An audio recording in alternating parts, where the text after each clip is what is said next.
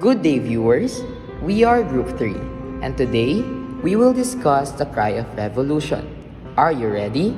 Let's get started. What is first cry?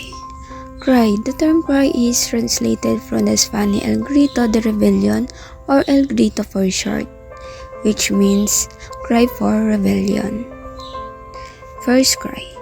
The first cry is generally signified as the first call for rebellion. It is marked as the beginning of Philippine Revolution or seeking of independence for the Philippines from Spanish colonial rule with the use of violence and arms. How did it started? Under the leadership of Andres Bonifacio and his colleagues, the Katipunan or KKK was founded as a Philippine revolutionary organization with the primary goal of achieving independence from Spain through a revolution.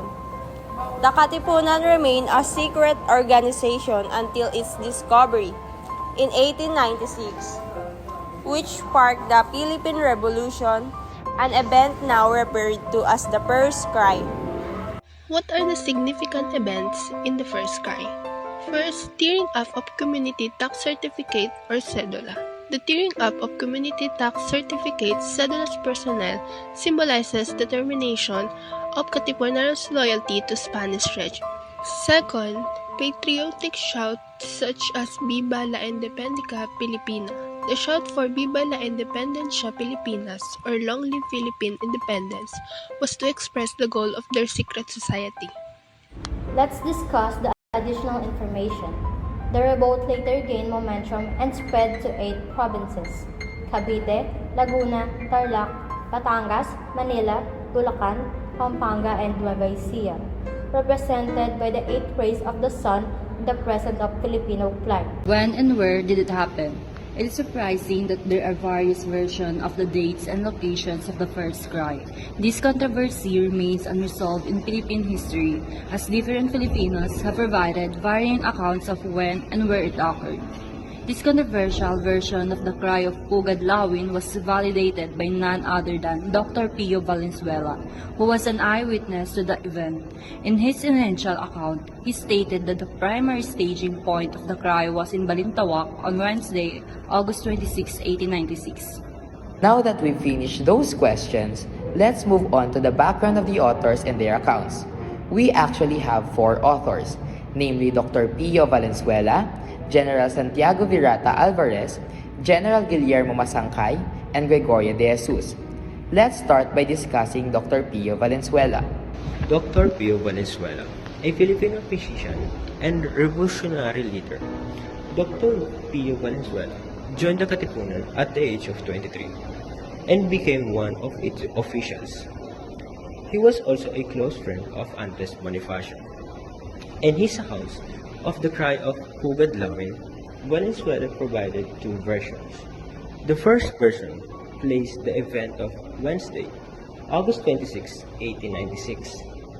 The second version revised the date to August 23, 1896. General Santiago Virata Alvarez, a prominent figure in Philippine history. He served as a Delegado General of Provincial Council of the Katipunan in Cavite, rising to become the Captain General and later Commander-in-Chief of the Magdiwang Forces. He played a key role in the Philippine Revolution against Spain from 1896 to 1897. According to his account, the first cry of revolution in Bahay Toro, Quezon City, took place on August 24, 1896, marking a significant moment in the fight of independence. General Guillermo Masangkay. He designated to build the KKK in Cavite. He played a key role in the Filipino-American War as a revolutionary general. First version, August 26, 1896. Sunday Tribune, first decade of American occupation.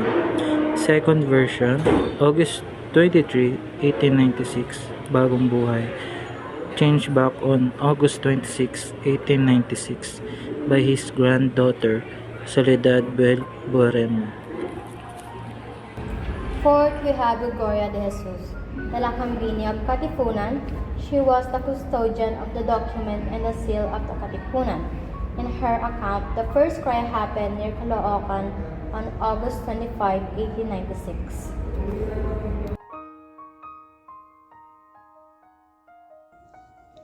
A term cry symbolized the start of the Philippine Revolution led by Andres Bonifacio.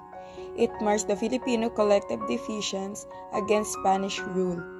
A key moment in this rebellion was the tearing of community tax certificates or cedulas, an act of resistance accompanied by a shout of Viva la Independencia Filipina, which expressed the people's desire for freedom. However, historical accounts differ for the different location and date of this event. Dr. Pio Valenzuela, Cry of Pugadlawin on August 23, 1896. General Santiago Virata Alvarez, Cry of Bahay Toro on August 24, 1896. General Lermo Magsangkay, Cry of Balintawak on August 26, 1896.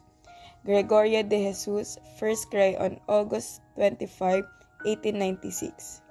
Among this version, the Cry of Balintawak or Pugadlawin is the most widely recognized but remained debated due to varying accounts from notable historians. What is the relevance of this topic in today's world?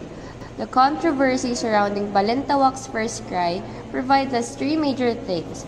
First, the importance of solidarity as demonstrated by Filipinos, collective resistance, the worth of sacrifice as evidenced by the deeds of those who struggled, and the relevance of comprehending historical events in order to better understand the battle for freedom.